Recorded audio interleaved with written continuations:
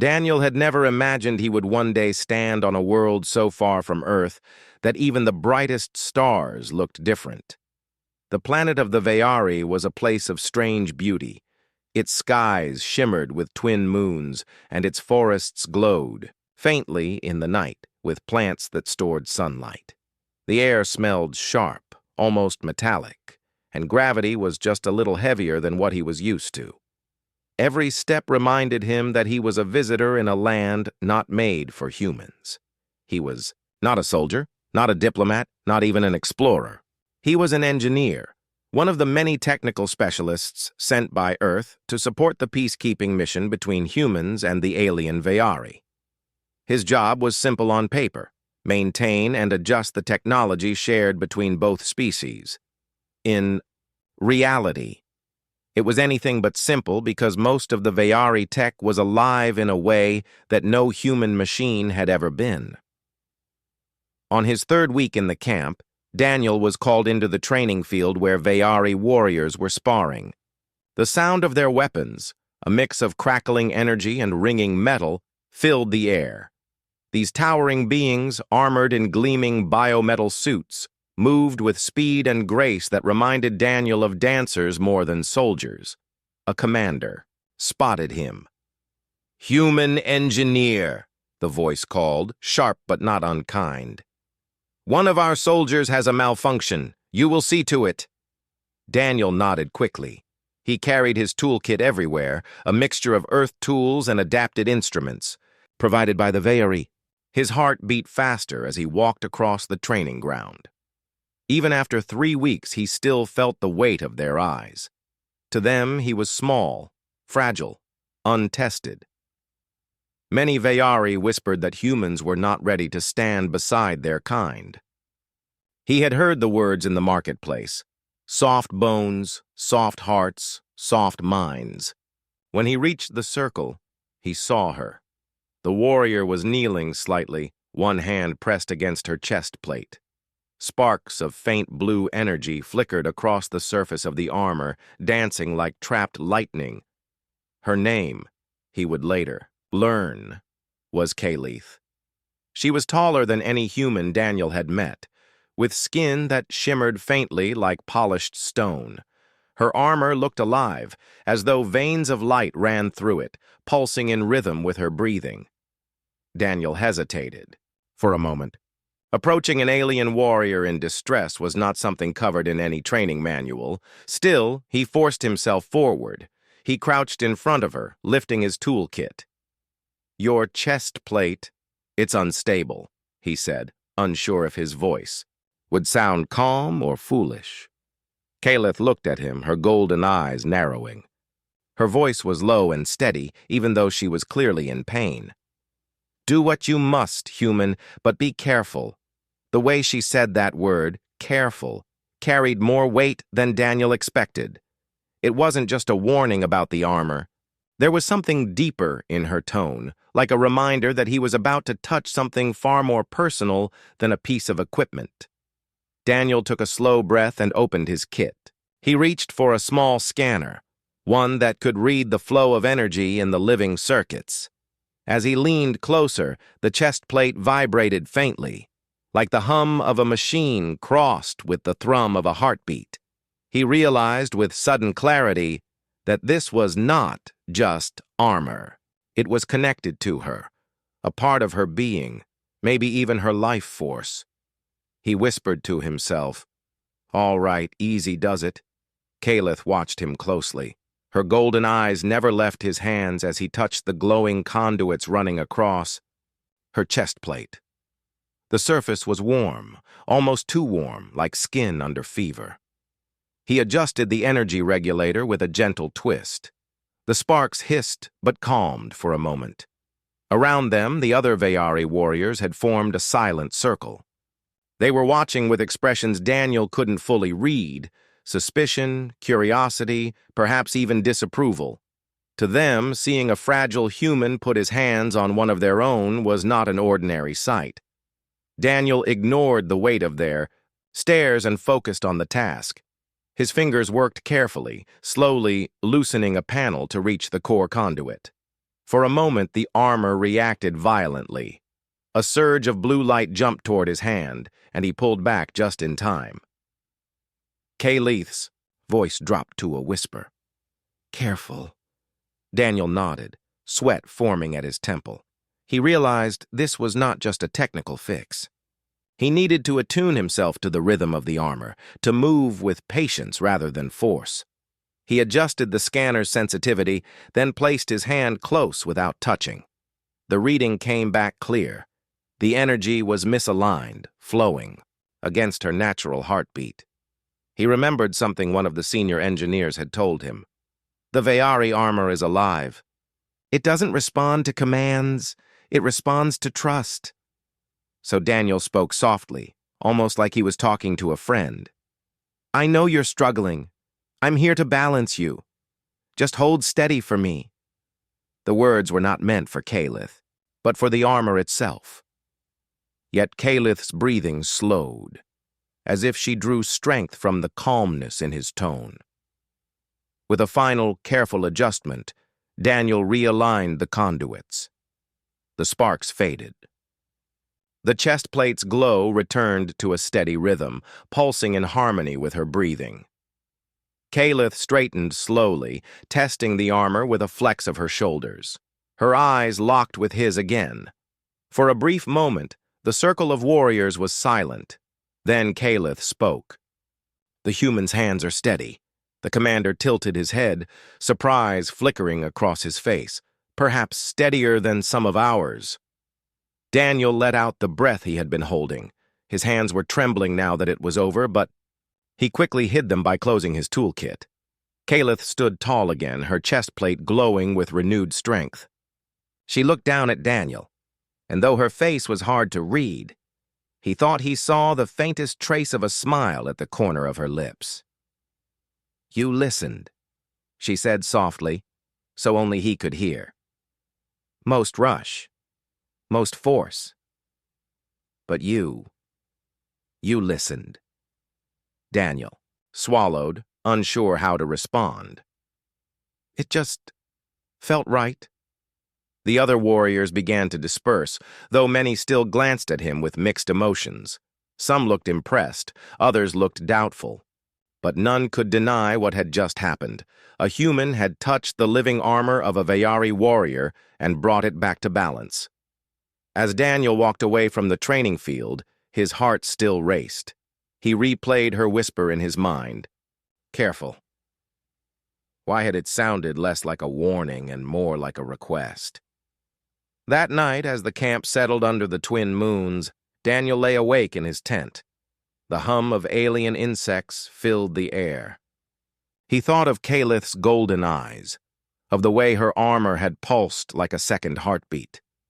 He wondered if this was the start of something more than just technical cooperation.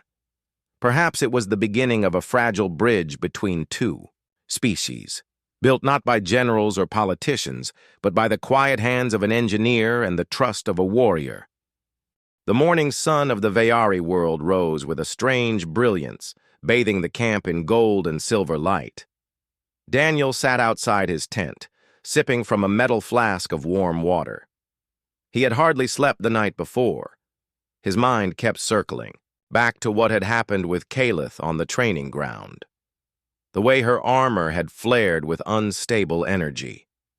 The way she had whispered, "Careful." In that voice, that was not only a warning, but something more. He turned the words over and over in his head. Back home on Earth, repairing a machine was straightforward. Wires, circuits, gears, all logical, all predictable. But the Veyari armor was alive. It pulsed like a second skin, bonded with the warrior who wore it. Fixing it was not just about tools or skill, it was about trust. Daniel had felt something unusual that day. When he adjusted the conduits, it had almost felt as if he were reaching into more than metal. He had touched a rhythm, something living, and Kaleth had allowed him. That thought made his chest feel both heavy and light at the same time. He did not have long to think. A messenger arrived at his tent. "The warrior Kaleth requests you," the messenger said in the clipped formal tone of the Veyari. Daniel blinked. She asked for me? Yes. At the sparring grounds. Daniel's heart quickened. He grabbed his toolkit and followed. At the sparring grounds, Kalith stood tall among her fellow warriors. Her armor was steady today, glowing with smooth streams of light. She was sparring with two opponents at once, her movements sharp, fast, graceful. Sparks of energy lit the air with every strike. When the session ended, she walked toward Daniel. Even exhausted from the duel, she carried herself like a mountain that refused to bow. Her golden eyes studied him with the same steady gaze as before.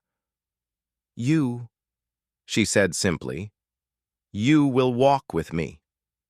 Daniel nodded quickly. Of course. They left the circle of warriors and moved toward the edge of the camp, where the glowing forests began. The strange trees shimmered softly in the morning air, their branches humming faintly. Daniel had grown used to the alien beauty, but walking beside Kalith, he felt small, almost like a child among giants.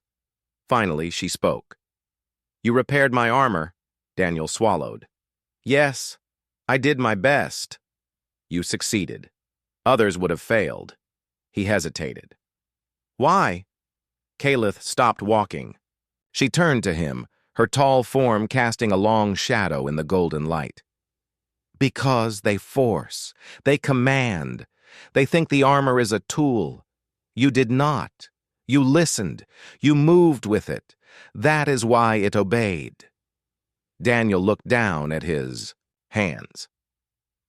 "I just tried to be careful."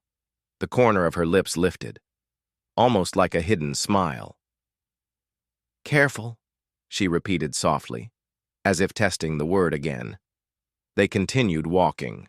For a long while there was only silence between them, but it was not uncomfortable. Daniel found himself noticing small details, the way her armor shifted with her breathing, the faint hum that seemed to come from her body, the dignity in every step she took. At last, Kalith asked, "Tell me, human, what is your world like? Earth?" Daniel blinked, surprised. None of the Veyari had ever asked him this before. Most spoke only of missions, orders, and traditions. "It's very different from here," Daniel began. "We have blue skies, oceans of water that stretch farther than you can see, forests, mountains, cities filled with light at night, and we have art, music, stories, things not made for battle or survival, but just to make us feel." Kalith tilted her head. "Art? Music? Stories?" "Yes." Daniel smiled faintly. "We sing songs for joy or sadness. We paint pictures, write tales, create things that may not serve any purpose except to show what is inside us." Kalith walked slowly, processing his words. "We do not sing. We do not paint. Our stories are histories, spoken so we do not forget, battles or mistakes. But you make stories only to feel?" "Yes," Daniel said softly. "Sometimes a story doesn't need to teach. It only needs to be heard." Her golden eyes fixed on him, curious, almost wondering. Strange, but not unpleasant. In the days that followed, Daniel was called again and again to adjust the armor of the Veyari warriors. Most came reluctantly, clearly unsure about letting a human touch their living suits. But each time Daniel worked with patience, never forcing, always listening. Slowly, he began to notice something. The armor seemed to hum differently when he was near, not in resistance, but almost in recognition. And each time he worked, Kalith was there. Sometimes she sparred while he worked on others. Sometimes she stood watching in silence, but she was always close, and Daniel began to sense that her presence was not by accident. One evening, as the campfires burned and warriors gathered to eat, Kalith sat across from Daniel. The Veyari meals were strange. Glowing fruits, meats that steamed with faint light, drinks that fizzed without bubbles. Daniel ate carefully, still unsure which flavors he could trust. Caliph asked him, "Do humans fear battle?" Daniel shook his head. "Not always. Many humans fight, but I am not a soldier. I fear battle, yes. My strength is fixing things, not breaking them." "Yet you fixed my armor," Caliph said, her voice steady. "Yes, but that was different." Daniel looked at her across the fire. "That wasn't battle, that was saving." Her gaze lingered on him for a long time. Then she nodded once. As the days turned to weeks, their conversations deepened. Caliph asked him more about Earth. She wanted to know why humans laughed, why they danced, why they wasted time making music when they could be training. Daniel explained as best he could. "Because life is not only about survival," he said one night. "It's about joy, too." Caliph seemed to think about that for a long time. In return, she told him about the Veyari way. She explained the honor codes, the rituals of the armor, the duty each warrior bore from birth. "We are born to protect," she said. "Even our armor chooses us.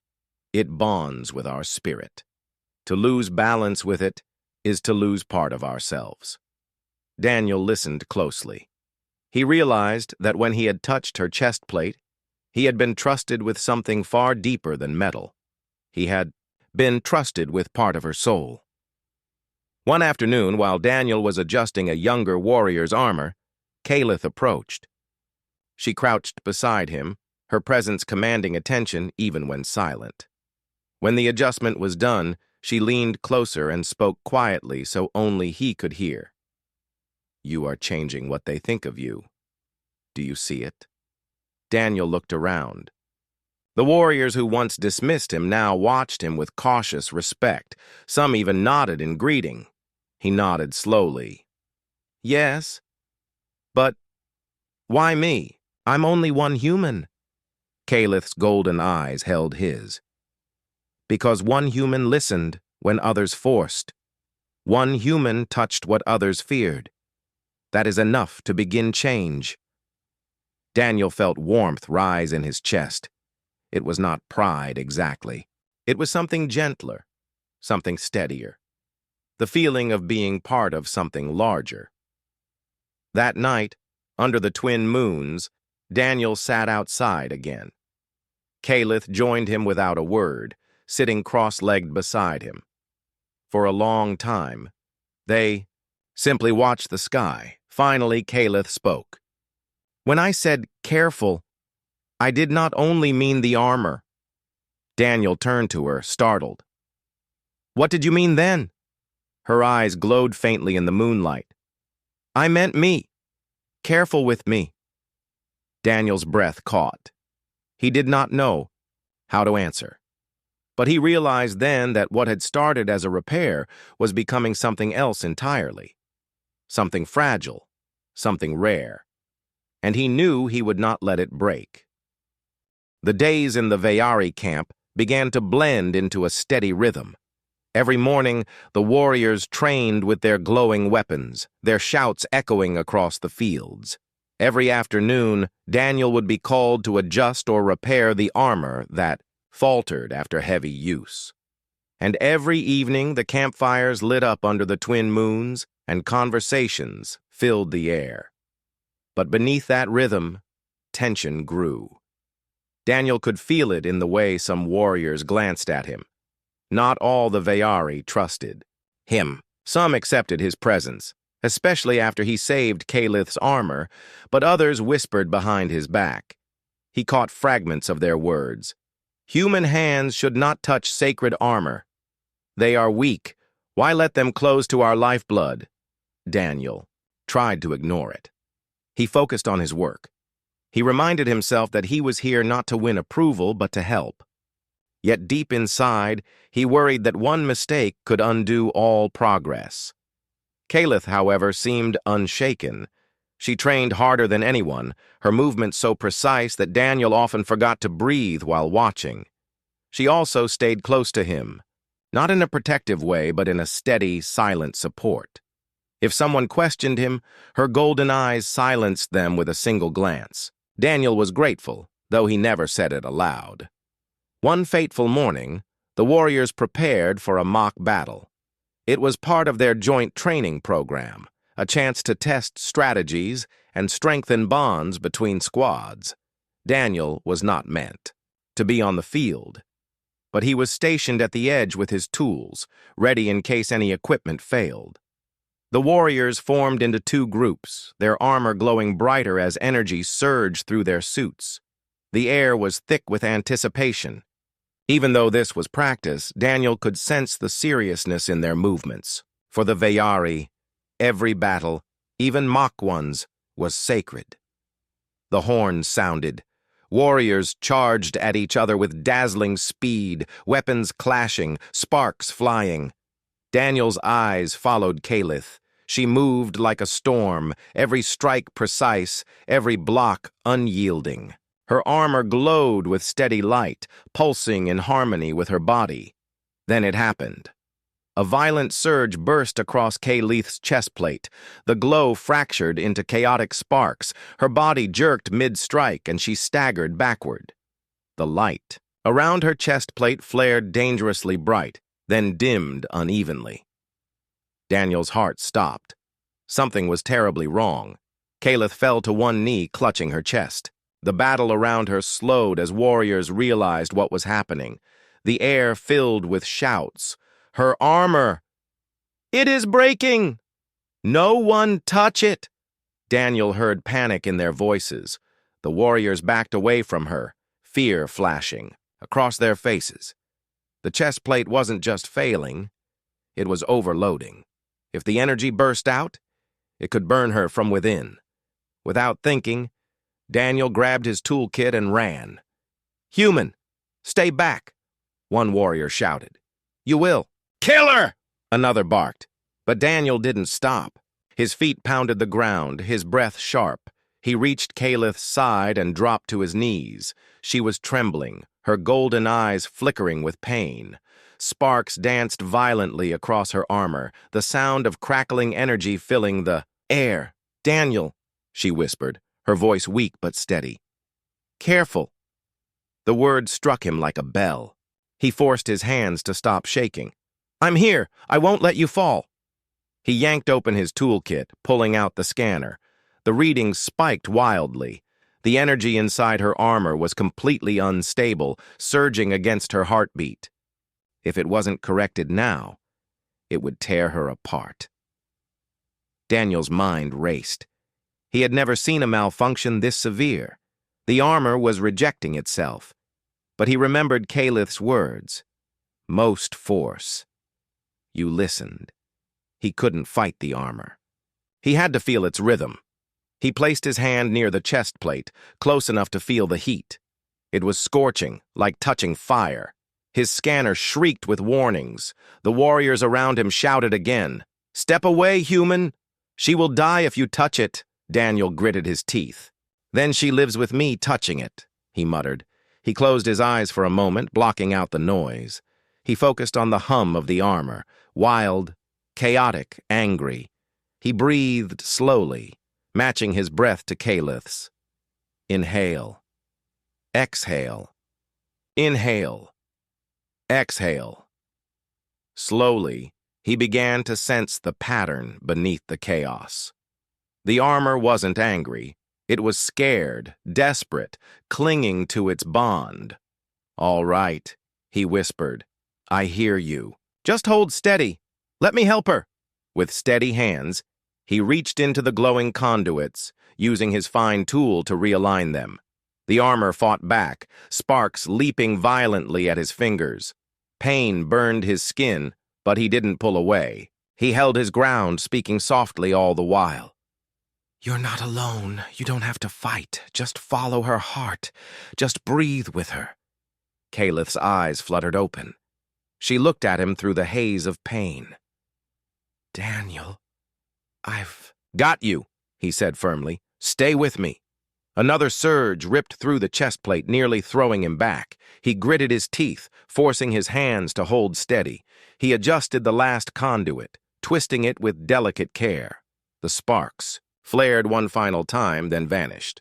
The glow steadied, pulsing gently in time with Calith's breathing. The violent surges calmed into harmony. Daniel sagged with relief, his arms trembling. Sweat ran down his face. Calith took a deep breath, her chest rising smoothly.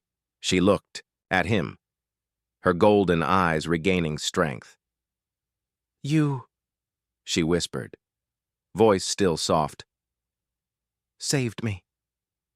Around them, silence fell. The other warriors stared, disbelief written across their faces. They had not moved to help her. They had stepped back in fear. But the human, fragile, small, untrained, had stepped forward and saved her. Daniel gently closed his toolkit and looked at her. His voice shook slightly. "I just did what I had to do." Calith's gaze softened. For the first time, she reached out and touched his hand. Her armored fingers were heavy and warm. "You risked yourself when even my own people would not. That is something I will not forget." The mock battle was abandoned. Calith was escorted back to her tent, though she insisted she was strong enough to walk on her own. Daniel followed, still shaken. He replayed every moment in his head, the sparks, the heat, her whisper of careful. Later, as the camp settled into uneasy quiet, Daniel sat outside his tent. The whispers of the warriors drifted through the night. The humans saved her. He touched what we feared to touch. Perhaps these humans are not as weak as we thought. Daniel leaned back, staring at the twin moons. His hands, still, burned faintly from the energy surges, but he didn't care. He had done it. He had saved Calith. Footsteps approached. Calith stood before him, her armor repaired, her gaze steady. "You defied them," she said. "You defied fear. You defied tradition." Daniel looked up at her. "I couldn't just watch you die." Her golden eyes softened again. She crouched so their eyes met. "From this day, Daniel of Earth, you are not just an engineer. You are my ally, my comrade." He swallowed hard, unsure what to say. "Thank you." Calith held his gaze for a long moment. Then, in a whisper meant only for him, she said again, "Careful, not only with my armor, with my trust." Daniel nodded slowly. "I will." That night, as the stars blazed above, Daniel realized something. The bond between him and Calith had grown beyond tools, beyond repairs, beyond missions. It was no longer about fixing armor. It was about trust. And that trust had just been tested in fire, and it had survived. The camp of the Veyari was no longer the same after the incident on the training field. Word spread quickly, faster than Daniel could have imagined. By evening, every warrior in the camp seemed to know the story. The human engineer had risked his life to stabilize Calith's armor when no one else dared to act. Some looked at him with new respect, others with doubt, and still others with anger. Daniel could feel the shift in the air. Whenever he walked through the camp carrying his toolkit, whispers followed him. He caught fragments in the Veyari tongue, words he was still learning. Some sounded like praise, others like curses. Calith, however, was unchanged. She walked tall, her golden eyes steady, her armor once again glowing with perfect balance. But she stayed close to Daniel more often now, as though making it clear to everyone that she trusted him. One afternoon, Daniel was repairing the chest plate of a younger warrior when two elders approached. Their armor was older, heavier, marked, with scars of many battles. Their presence made the air feel heavier. The first elder said, "Human, step away." Daniel froze, his tool still inside the conduit. "I'm not finished yet." "Step away," the elder repeated, his tone sharp. This armor is sacred. It is not for human hands." Before Daniel could respond, Calith appeared at his side. Her tall figure cast a long shadow over them. She spoke firmly, her voice carrying the weight of command. "He stays. His hands are steady. His work saved me." The elders frowned. "One accident does not make him worthy." "It was no accident," Calith said. Her gaze burned with quiet strength. When all others stepped back, he stepped forward. He touched the fire and turned it to calm. His courage proved greater than your fear. The words struck the warriors around them like a hammer. Some nodded in agreement. Others muttered under their breath. The elders, however, remained silent for a long moment. Finally, one of them said, "Be careful, Calith. You tie yourself too closely to a fragile outsider." Then they walked away, their armor humming with disapproval. Daniel let out a breath he didn't realize he had been holding. "That could have gone worse," he muttered. Calith turned to him, her golden eyes softer now. "Do not let their words trouble you. Change is never welcomed by all, but you are needed." Daniel looked at her, confused. "Needed?" "Yes," she said simply. "Your touch, your way of listening, it changes what we thought was unchangeable. That is needed." Over the next days, the tension grew. Daniel continued his work, repairing armor and helping wherever he could. But the whispers followed. Some warriors began approaching him willingly, asking for his adjustments, while others refused, walking away in silence rather than let a human touch their suits. At night, around the campfires, debates broke out. Daniel often overheard them. "He saved Calith," one would argue, "but he is human," another would counter. "They are not bonded to the armor. They cannot understand it." "Yet he succeeded where we did not," someone else would add. These debates were heated, sometimes almost violent. But Calith always defended Daniel. She spoke firmly whenever his name was raised, repeating the truth of what had happened. He listened, she told them one evening before a circle of warriors. When the armor screamed, he did not force it into silence. He calmed it. He breathed with it. That is more than many of you have done. Will you ignore the truth because it does not fit your pride? Her words silenced the circle. No one dared answer. Daniel sat quietly by the fire, feeling both humbled and uneasy. He had never asked to be a symbol. He only wanted to fix what was broken. But now, whether he liked it or not, he was becoming a piece in something much larger. Takual. Tension reached a peak during a visit from the high delegation, a group of Veari leaders sent to inspect the camp. They arrived in grand armor, taller and more imposing than any Daniel had yet seen. Their presence drew every warrior into perfect formation. Daniel stood at the edge, toolkit in hand, unsure where to go. The leader of the delegation, a towering figure with silver-threaded armor, addressed the warriors. "We hear troubling news, that a human has touched what should not be touched, that a fragile outsider has placed his hands upon our sacred suits. Explain this." The camp fell into silence. All eyes turned toward Daniel. His stomach twisted. He could feel the weight of hundreds of gazes pressing down on him. Calith stepped forward. Her voice was clear, strong, unshaken. "I will explain. The human saved me. My armor was failing. Energy was tearing through me. None of my own people moved to act, but he did. His hands, his patience, his courage. They brought balance back. Without him, I would not stand before you now." The leader narrowed his eyes. "You defend him boldly." "I defend the truth," Calith said. "Would you rather cling to tradition and let your warriors die, or accept that new allies may offer what we lack?"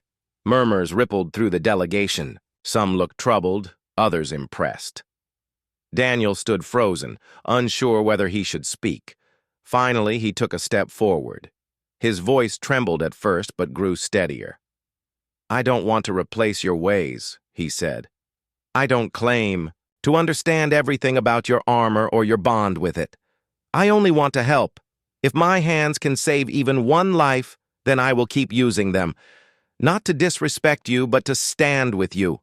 The words echoed in the quiet camp. For a long moment, no one spoke. Then the leader said slowly, "Perhaps there is more strength in these humans than we saw." The meeting ended without decision. The delegation left, their expressions unreadable. But the camp was changed again. The debate grew louder. Some warriors now openly supported Daniel. Others muttered that he was dangerous, that trusting him would weaken their people. That night, Calith found him sitting alone near the edge of the glowing forest. "You spoke well," she said. Daniel sighed. "I just told the truth." She sat beside him, her armor glowing softly in the moonlight. "That is why it matters. You did not try to command or to force. You only offered your hands and your heart. That is something my people struggle to see." Daniel looked at her. "But isn't it dangerous for you to defend me like this?" Calith's eyes held his. "Yes, but truth is always dangerous. Still, I will not step back." For a moment, neither spoke. The forest hummed faintly around them, the air filled with the glow of strange leaves. Then Calith whispered, "When you saved me, I gave you more than thanks. I gave you my trust. That is not something I offer lightly. Do not let it break." Daniel nodded, his voice soft. "I won't." In the following days, Daniel felt the change more clearly. Some warriors approached him openly, asking for adjustments with quiet respect. Others turned their backs sharply, their distrust written on their faces. But one thing was clear. He was no longer invisible. His actions had forced the Veyari to see him not as a fragile outsider, but as someone who mattered. And Calith, she was no longer just a warrior to him. She was a shield, a voice, a bridge. Together they stood in the heart of tension, symbols of something new, something fragile, something powerful. And Daniel knew the storm was not over. It was only just beginning. The camp never truly returned to peace after the high delegation's visit. Though the leaders had left without judgment, the warriors continued to argue. Some believed Daniel's presence was proof that humans could be trusted. Others muttered that allowing him to touch sacred armor would bring only ruin. Daniel felt the weight of it every day. When he walked through the camp, half the eyes on him were filled with curiosity, the other half with suspicion. Still, he kept working. He fixed conduits, adjusted plates, and repaired suits with the same patience as before. He reminded himself that he wasn't here for glory. He was here to help. Calith stayed beside him as much as she could. Her tall figure, glowing armor, and sharp eyes were a shield against the voices that doubted him. Yet even she admitted the truth one night as they sat near the glowing forest. "The camp is divided," she said. "Your hands healed me. Some see that as hope. Others see it as threat. A storm is coming, Daniel." "I can feel it." Daniel looked at her in the moonlight. "And when it comes?" Her golden eyes were steady. "We stand together." The storm came sooner than either expected. It was during the Peace Summit, a great gathering where both humans and Veyari leaders met to discuss deeper cooperation. Warriors stood in rows around the grand stone circle. Delegates from Earth arrived in clean uniforms, carrying documents and hopes. The Veyari leaders wore their brightest armor, symbols of strength and history. Daniel was not meant to speak in the summit. His place was at the edge, toolkit ready, in case any technical matter required his skills. But he felt the tension in the air as soon as he entered. The debates of the past weeks had followed them here. Trust and mistrust clashed like invisible weapons in the silence. The summit began with speeches. Leaders spoke of peace, of alliances, of future trade and cooperation. But beneath the words lay doubt. Daniel could see it in the eyes of some Veyari. Elders who glanced at him sharply, as though his very presence was an insult. Then suddenly, chaos struck. One of the warriors in the circle staggered. His armor flared with violent light, brighter and harsher than Daniel had ever seen. Sparks exploded outward. The hum of the suit grew into a roar, unstable energy flooding the air. Gasps echoed through the crowd. The warrior screamed, clutching his chestplate. His armor was overloading, surging like a storm about to break. Daniel's heart leapt. He knew instantly this was no accident. The pattern of the surges, the violent misalignment, it was sabotage. Someone had tampered with the armor to make it fail here, in front of both species. Panic spread through the summit. Delegates pulled. Back, guards raised weapons, and the Veyari leaders shouted in alarm. But no one moved to help the warrior. Not one. Daniel's body acted before his mind caught up. He ran forward, toolkit slamming against his side. "Calith!" he shouted. She was already moving. Together they reached the warrior. Sparks lit the air, the heat nearly unbearable. The warrior's face twisted in pain, his golden eyes wide with terror. "Stay with me," Daniel shouted, dropping to his knees. He pulled out his scanner, his hand steady despite the storm around him. The readings spiked off the scale. The armor was seconds away from total rupture. If it blew, the blast would kill not only the warrior, but many around them. Calith crouched beside him, her armored hands gripping the failing suit to hold it steady. "Daniel, hurry!" Daniel's fingers worked fast, pulling out tools, adjusting, dials, opening panels. The energy screamed through the conduits, lashing at his hands. Sparks burned his skin, but he didn't stop.